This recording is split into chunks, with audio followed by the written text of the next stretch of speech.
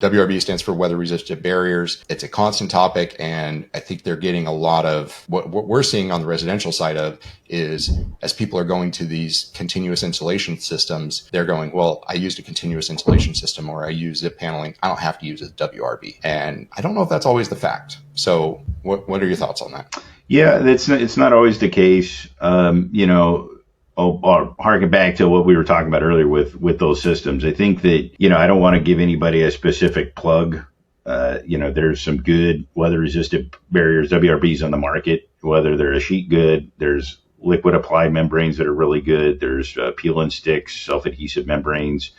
And, rigid insulation it can serve as a weather-resistant barrier. The problem is that it's panelized and you have joints, and then you have joints and you got openings where you're installing your fixtures. So you got windows and plumbing penetrations, anything that penetrates the wall and the panel joints themselves. And then oftentimes guys will use sealants or adhesives, or they'll use like a tape over the joint.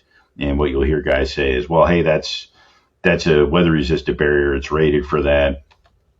And so, put simply, I always say there's more than one way to skin a building and meet the intent of the code.